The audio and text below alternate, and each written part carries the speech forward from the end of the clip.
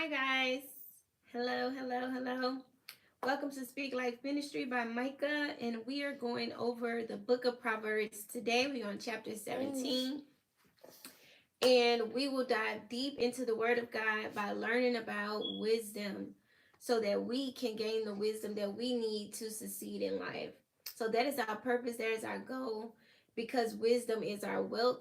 So this entire month of wisdom is this entire month of March is considered the month of wisdom for me. This is what God has given unto me to go through each chapter each day, since it's 31 days in the month of March, and it's 31 books in Proverbs. So this was an assignment that He has given unto me to share with you all as well, so that we can all grow and learn about the Word of God, as well as the principles of the things that He has put in place, so that we can make wise choices. So that He can help us be aware of the choices that we do make that are considered folly, so that moving forward we want to continue to make those same choices, so that because now we know better. So when you know better, you choose to do better. Hopefully that's what you choose. So that's my goal, is to learn, is to grow, is to mature, and to gain the knowledge, the wisdom that creates wealth, that causes wealth to come to me, because that's all Solomon prayed for, was wisdom and understanding. And because of that, the wealth of many nations came to him, came seeking him out, so that they can just hear him speak. So you want to be that wise that people will pay any price, will give unto you gifts of treasures, just to hear from you, just to get your opinion about something, just to ask for your advice or whatever that may be. In exchange for the wealth of their land, or in exchange for treasures. So let's get started in this word. Chapter 17, beginning at verse 1. It says, better a dry crust with peace and quiet than a house full of feasting with strife. So it's better to have crumbs. So dry crust, it's so dry, it basically is like crumbs, and it shrivels away to where it's nothing. Excuse me, it's dry and tasteless, right? So he said it's better to have this as a meal than to have a whole feast of choice meals or choice options around drama, around chaos, around argumentative people, and have no peace. Ooh. So he said, better a dry crust with peace and quiet, to whereas that you have your sanity, to know that you're able to be, you're at peace, that you're not surrounded by chaos and drama, bickering. But you can eat in peace, you can go to sleep in peace, you can wake up in peace. But those who have this desire to be argumentative will always cause drama, will always bring chaos to any situation. So he's saying it is better to have less than to have more in these type of environments. Verse 2 says, a wise servant will rule over a disgraceful son. And it says, and will share the inheritance as one of the brothers. So a wise servant will rule over the disgraceful son, the shameful son, the disobedient son, the immature son. The wise servant will actually rule over him and will receive an inheritance as if he is an heir, because he is responsible, because he is obedient, because he is wise, because he have good judgment, because he has good sense. So he will actually receive from the father or from his owner what was due to the son, what was rightfully due to the son. But because the son brought so much shame, so much disgrace, because of his behavior, because of his lack of growth and maturity and good judgment, he has been looked over. Someone has to steward over what is rightfully his. Now he has to share what would have been fully his with someone who is not his relative. So let's keep that in mind, that We want to make sure that we're receiving a full inheritance of the Father as good servants, as good stewards of the things that He has given unto us, so that we are obedient children and that we are walking in good sense, that we have good judgment, and that those who are not of the Father will not be living the life that we desire to have, that is rightfully ours, that He rather allow the wicked flourish than for us, because we're irresponsible. We have yet to mature. We have yet to grow. So He's not going to put riches in your hands when you don't know what to do with it.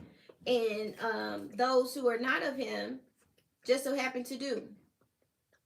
Right? So verse 3 says, the crucible for silver and the furnace for gold, but the Lord tests the heart. So a crucible is a pot or a container that is used to heat up metals to a very high temperature to burn off impurities, right? So God put us through the test of trials of a fiery furnace where the temperature is rising, where we go through situations that seems like it's unbearable, or it seems like it's truly testing our faith to see if we're going to stand the ground to believe God to show up for us. And or in this case, he's piercing our hearts so that we can be purified, so that we are no longer contaminated or polluted by wickedness. For Malachi chapter 3 verse 3 says, He will sit as a refiner and a purifier of silver. He will purify the sons of Levi and purge them as gold and silver, that they may offer to the Lord an offering in righteousness. So the Lord purifies our heart as gold.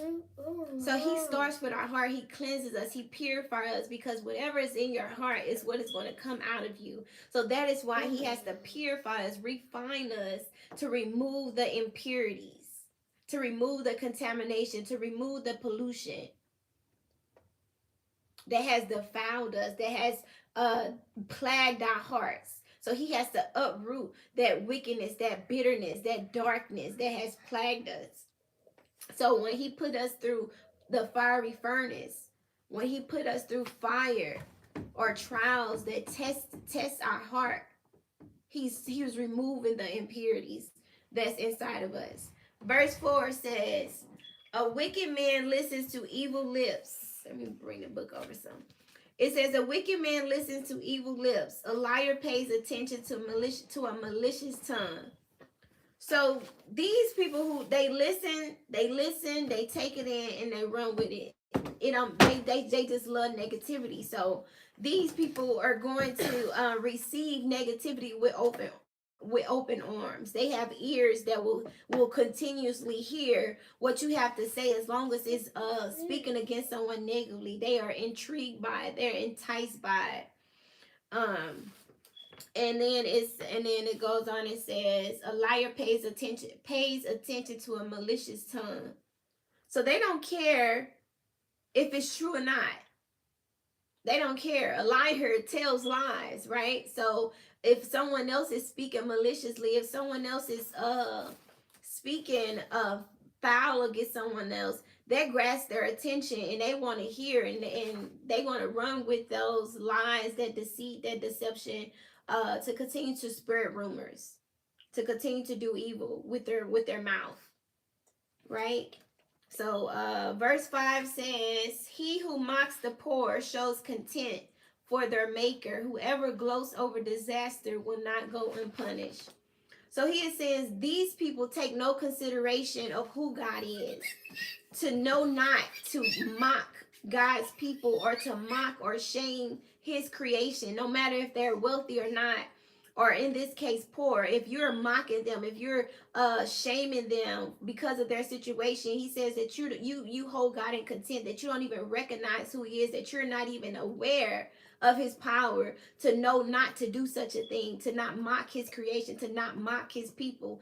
And then it says those who gloat over disaster would not go unpunished. So those are people saying, aha, that's why you in that situation. Aha, this happened to so and so. Oh, that's what they get. they are gloating over disaster. They are gloating over things that happened to others that was traumatic.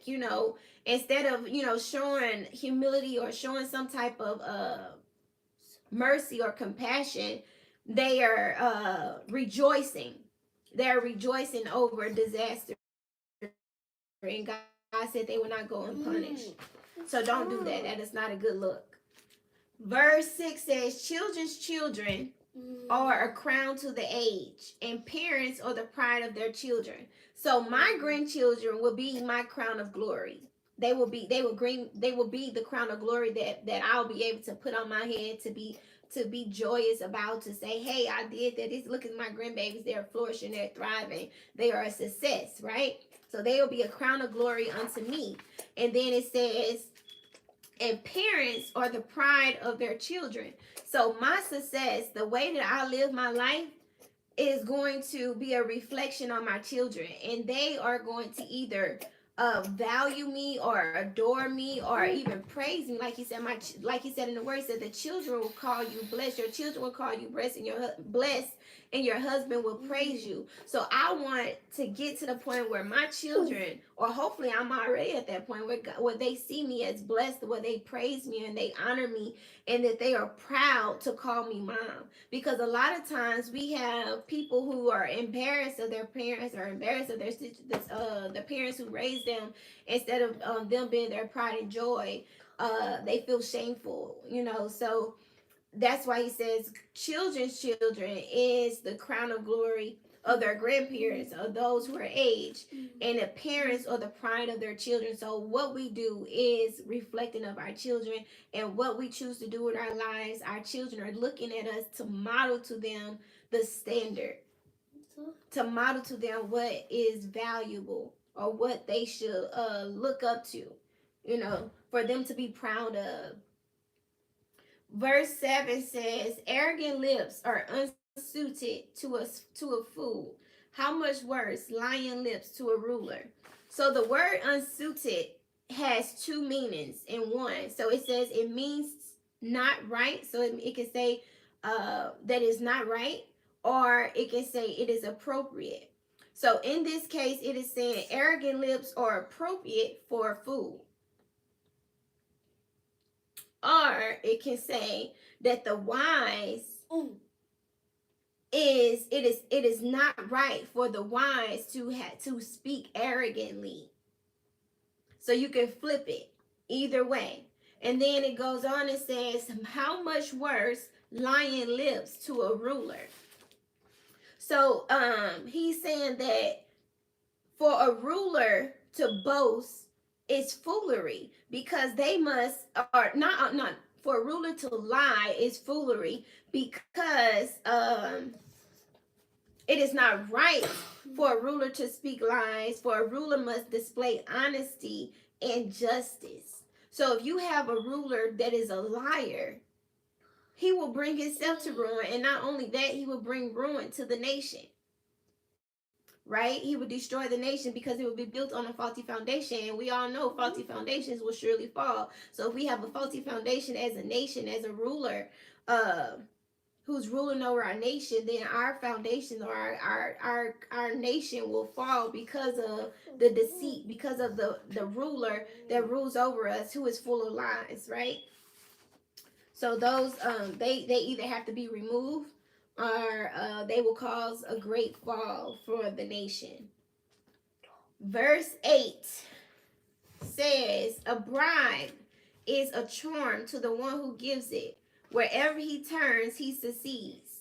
So a bribe is like something you give to someone to as a bonus or as a gift. And then in this case, he's saying a bribe is seen as a secret key, or a magic key that unlocks prosperity, because it says it is a charm to the one who gives it, and whatever he turns, he succeeds. So if you have this extra little gift, if you have this extra bribe to put in front of a position that you are desiring to have, more than likely it's going to work out in your favor. More than likely you're going to prosper, because you have this extra bonus to give to someone else to boost you up in favor, right? It's working like a charm, like magic. Charm is considered a term of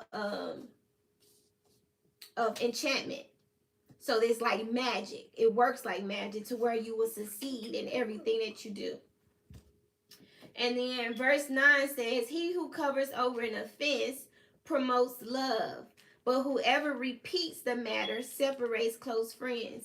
So so when when you get over an offense, meaning when you let something go and you forgive someone, you let it go, right? You have forgiven them, and you're not continuously bringing it up. You're not continuously bringing it back to their uh bringing it back to their attention, talking about, you know how you played me, or you really got over on me, and just constantly bringing it up to remind them of their wrongdoing. And he says, whoever repeats this matter separates close friends. So if you've forgiven someone, forgive them and show that you truly forgive them, and allow them to show you that they are sorrowful and that they truly love you and they want to be better, and no longer want to cause pain to you. So move forward. But when you choose to hang it over someone else's head, now they can't move forward because you won't let it go. So now you at a standstill. So instead of you actually growing in your relationships, now this person is just going to fall off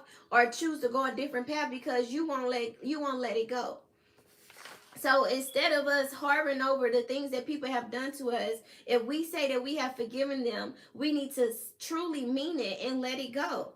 Because if we refuse to let it go, we're going to continue to ruin relationships, friendships, partnerships, or whatever that may be. If you want to continue to bring up the bad things that someone has done to you, if you claim to have forgiven them. So that's why he says, whoever covers an offense promotes love. So when you let it go and you forgive them, you are promoting love on both sides. They can see the love, and you can actually love. You are actually displaying that you love them to let it go and forgive, right? And then whoever repeats this matter separates close friends. So like I said, when you continue to bring it up, you are causing separation, and ultimately people will depart from you. Verse 10 says, a rebuke impresses a man of discernment more than 100 lashes to a fool. So a rebuke is like a constructive criticism. In a sense, a rebuke impresses a man of discernment. So a wise man is able to take constructive criticism, even though it hurts. He can take it with respect. He can respect you for rebuking him, for correcting him, versus someone who is foolish, who has literally taken 100 hits, 100 blows, and they still haven't learned. They still have not grasped what the person was trying to teach them, or tell them, or show them the right path. So just imagine being hit 100 times. That is painful, right? So if they still haven't got it after 100 times, how much more is going to take? So he's saying this is a fool who continues to go down this wrong path that is causing so much pain to them. But it says, but a rebuke impresses a man of discernment. So a wise man can take constructive criticism even though it hurts, and he will respect you for it. Right? He's not going to continue to do something that is going to cause him pain or is going to cause folly unto him. He knows when to yield. All right. So verse 11 says, an evil man is bent only on rebellion. A merciless official will be sent against him. So an evil man has no desire to obey authority, has no desire to follow the law, the desire to be obedient. So because of this rebellion that he thrives in, a cruel messenger, a person who has no mercy, who shows no mercy, is going to come and punish him. So just imagine you was disobedient, or you was someone who did not follow the law, right? And you decided that you was going to break the law. And because you broke the law, you was sent in front of a judge who had no mercy, who didn't care, if this was your first offense, who didn't care about nothing, none of that, who didn't care, if you got kids, who didn't care. They just said, you know what, you getting the max penalty.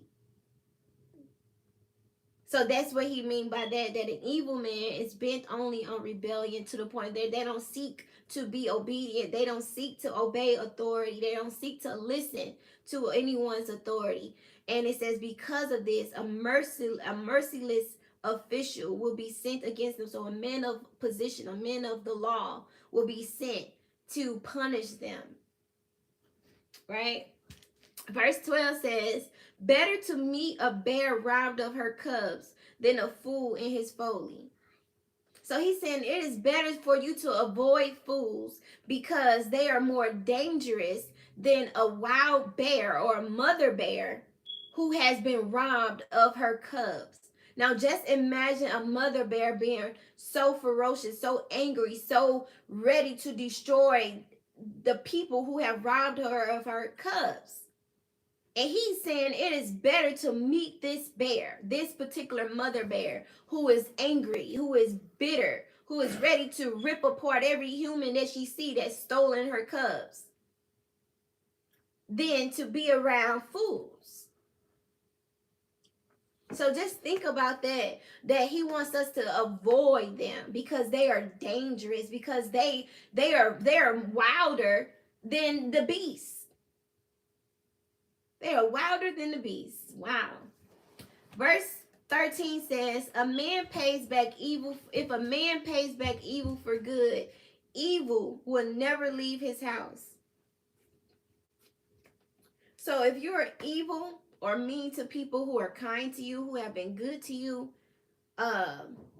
evil or trouble will never depart from your house. Disaster will never depart from your house. Because he says if you pay back evil for good, if you be evil to people, if you be mean to people who was good to you, who was kind to you,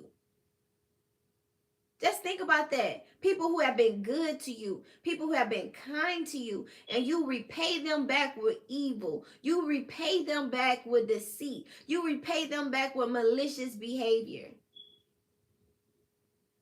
He says evil will never depart from your house.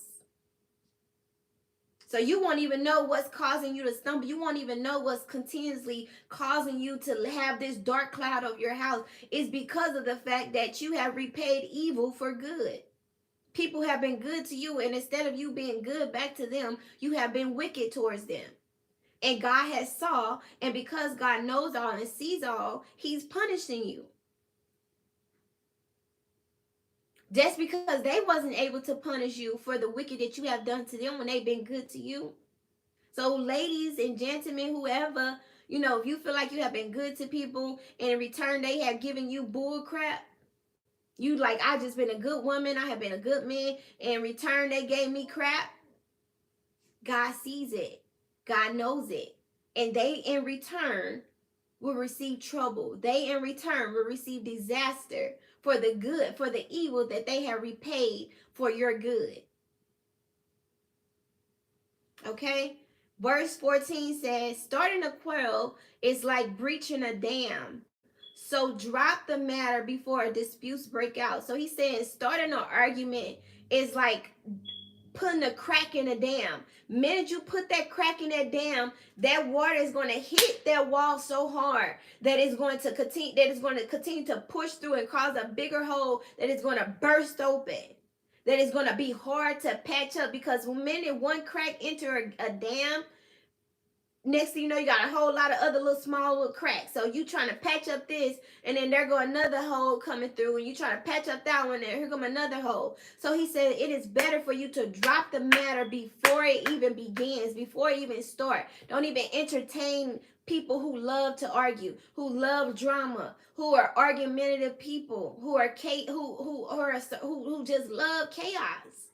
This is where they thrive in.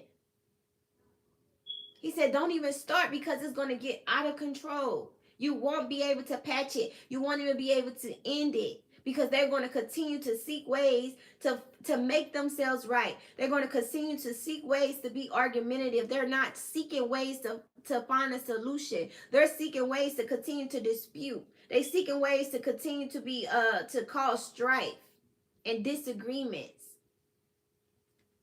So he says, don't even start. Verse 15 says, acquitting the guilty and condemning the innocent, the Lord detests both of them. So he says, when you let out someone who is guilty, when you say that the guilty is guiltless, God hates that.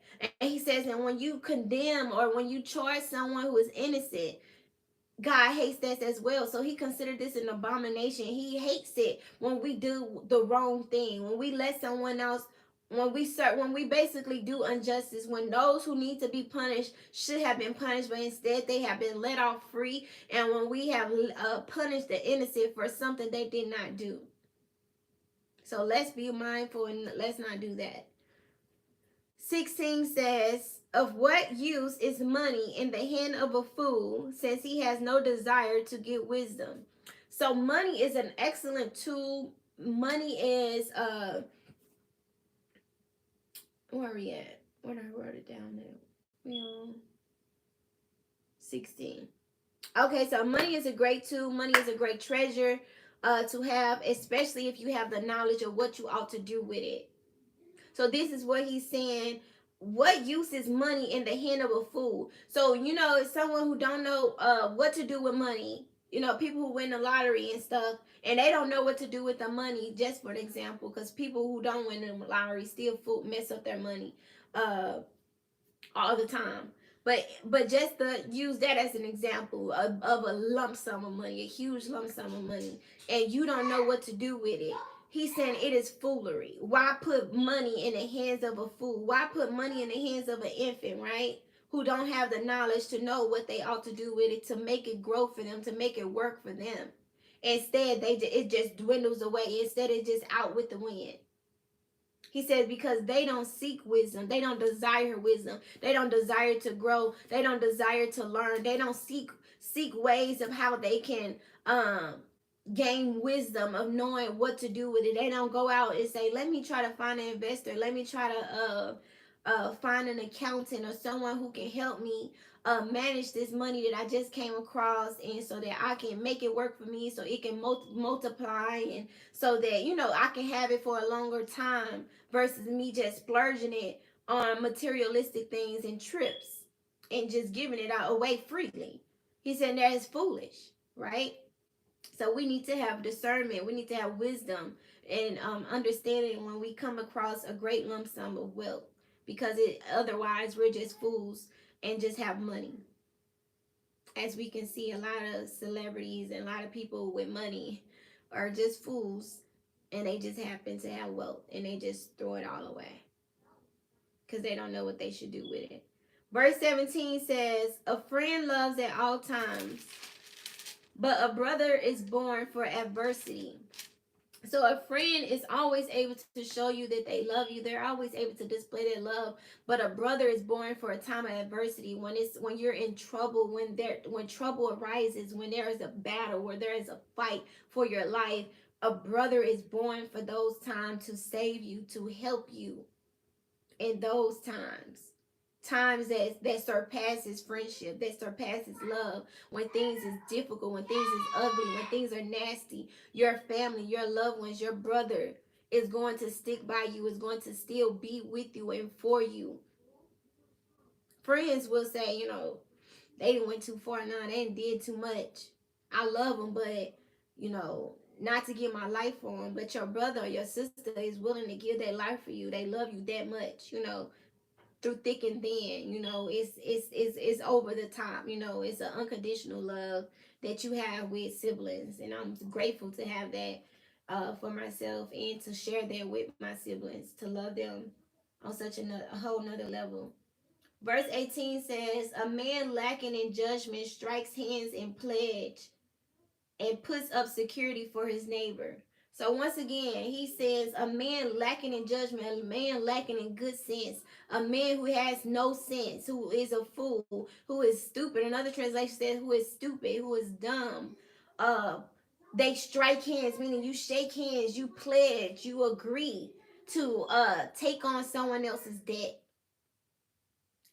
in the beginning of this chapter, the beginning of these chapters of Proverbs, that's all they've been talking about, is saying not to take on someone else's debt. Don't do that. Don't do it. Don't do it. And we happen to do it all the time. We come into agreement with houses and mortgages. We come in agreement with cars, material possessions. We come into agreement with partnerships, with real estate, with businesses, all kind of things that we made a pledge of, and and we're becoming slaves of someone else's debt.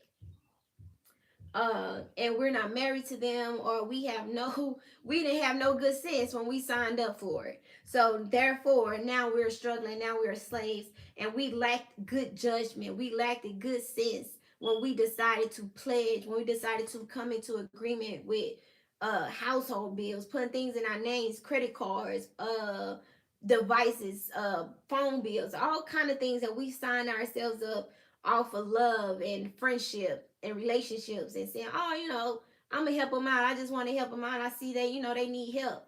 Yeah, they do need help. And when you sit up and pledge for someone else, now you have made yourself a slave on behalf of them. So allow them to give it over to God, and allow God to deliver them out of their debts, instead of us trying to stick our hands or stick our nose in someone else's business and getting ourselves involved, and now we bring harm to ourselves. So let's not make these foolish choices. I'm sure we have all been foolish and done these silly things, and have hopefully learned from them, or now we can see that not to do these things moving forward, because it brings harm to ourselves.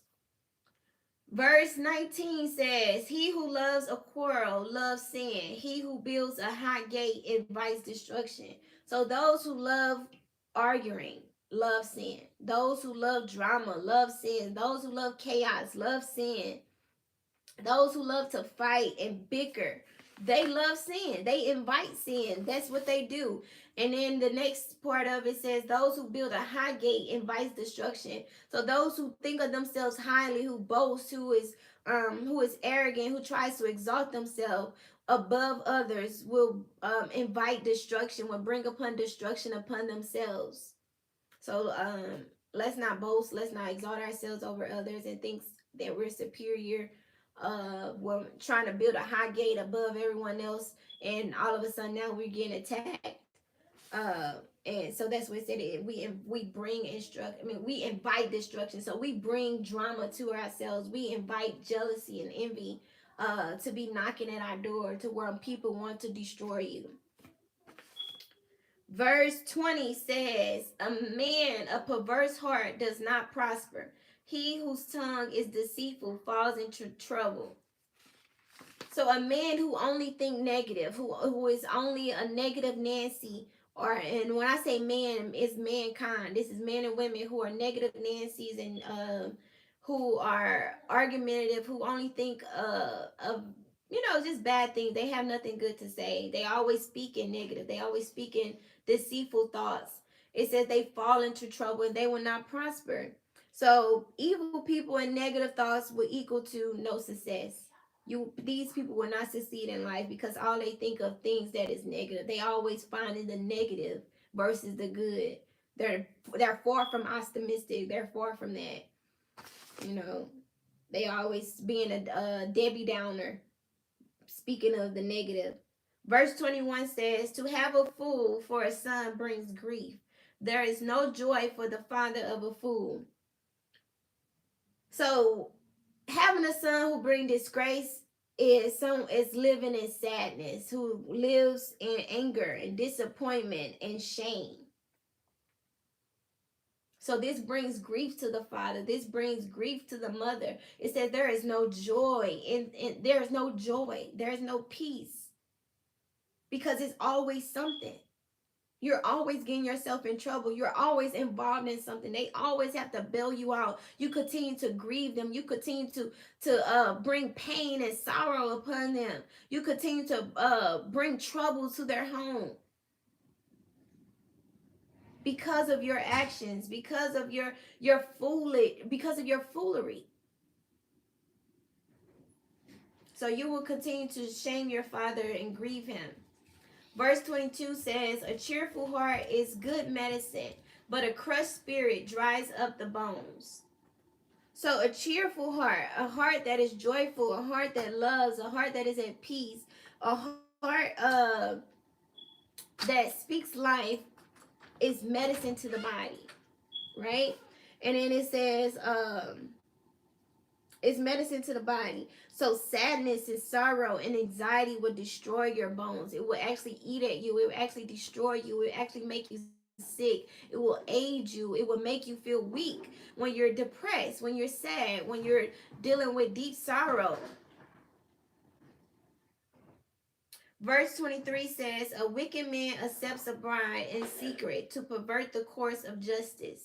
So those who receive a bribe to alter the justice system, to alter the plans or the course of someone else's life is wicked.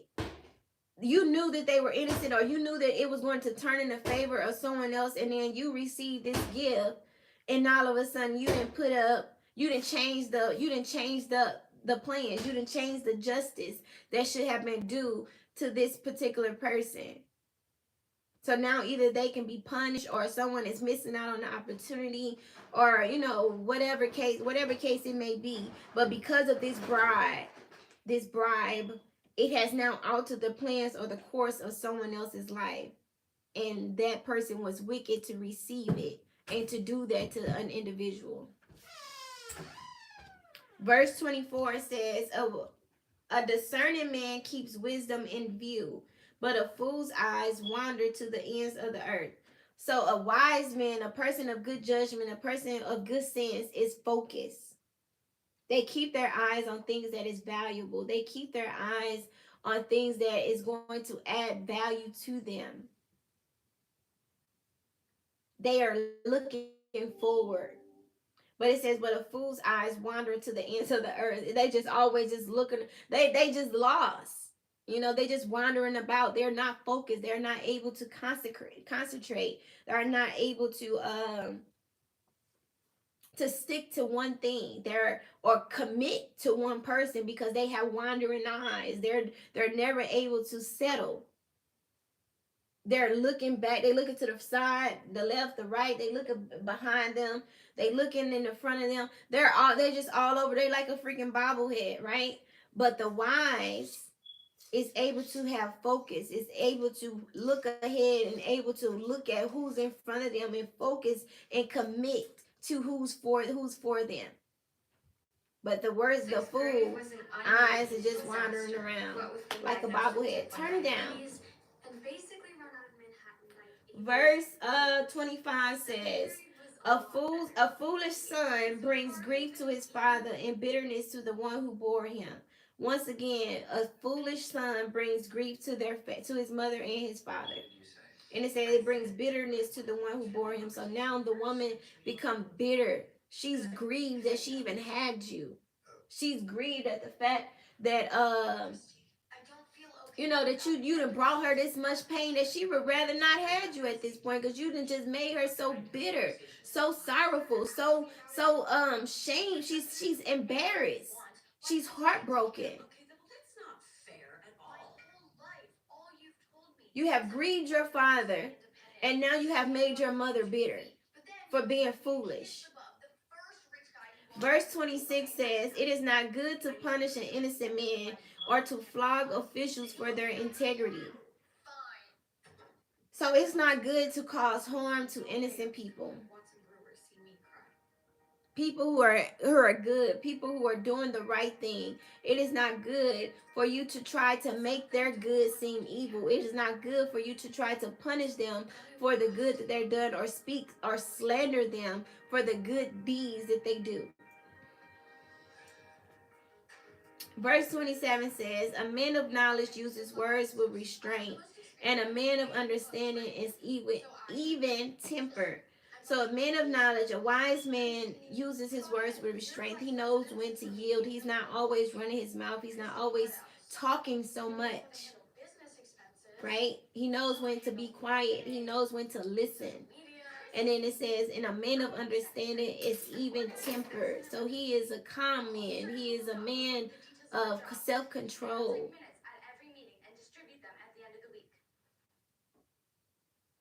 Verse 28 says, a fool is thought wise if he keeps silent, and discerning if he holds his tongue. So silence is golden. Silence is power. Because people will assume that you are wise and that you know something based off you just being quiet in the room until you open your mouth. Until you reveal that you're foolish, until you reveal that you're childish, that you're immature, that women will assume that that he's a chill man, he's pretty laid back, until you open your mouth and reveal that you was a childish, immature man. No, go put it back. That you're a childish, immature man, or and vice versa for women. Men might seem like, oh, she's nice looking woman, she's well dressed, and seems like she presents herself well, until you open your mouth and they just like, oh wow, she didn't open a can of worms. It's a disgrace right here before me. So you will seem wise until you open your mouth. You will seem as if you are discerning, you knew better to not speak too soon, that you knew better to hold your tongue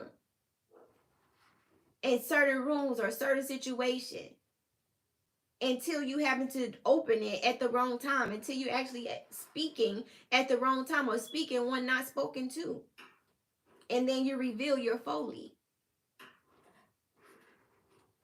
So guys, that completes chapter 17 for today. Yes, it was for yesterday, but I did it today. And then later today, was it 6:46? So about 8 o'clock, I'll probably be back on to do chapter 18. And that will conclude for us for today. I pray that you all was able to receive this message. I thank you all for tuning in. The words of wisdom that God has been sharing with me, and just allowing it to resonate in me, has been great and wonderful. So guys, please take the time to just read the book of Proverbs. It's the book of wisdom. So if you want to gain wisdom, you have to read, you have to study. And even with my own little personal time of just reading and slowing down the text, the word of God has just revealed so much to me. I have really learned a lot, and just the consistency of the words that he has spoken. Why are you on the camera? The consistency of the words that he has spoken to get to us, to allow it to sink in, to say, hey, this is what you need to focus on. Hey, this is important. Hey, get our attention, so that we can understand that get out the camera, so that we can understand that these all of his words is words of value, but anything that he repeats over is something that you need to understand. It's something that you need to grasp. It's something that he wants you to know. So that's what I have for us on today. God is love. God is peace. God is the all-wise God. He knows all. And he says that if we lack wisdom, that we must ask him, and he will give unto us. And he will not fault us for asking. So ask God for wisdom, because that is our wealth. That is our wealth. And I plan to receive wealth within this year. This year alone. So we started early. This is the first quarter of the year. This is only March. This is the third month. So if you lacking, we need to make sure that we're no longer lacking. So we need to be in the word of God. So by the end of this year, we can flourish, we can thrive. Them the words that we want to speak. We want to speak words of soaring. We want to speak words of thriving. We want to speak words of flourishing. Those are words that we want. We want to change our language, because lack, we don't want to live in lack no more. We don't want to live in delay no more. We don't want to live beneath the standards. We want to excel. We want to exceed. We want to excel. We want to succeed. We want to exceed expectations.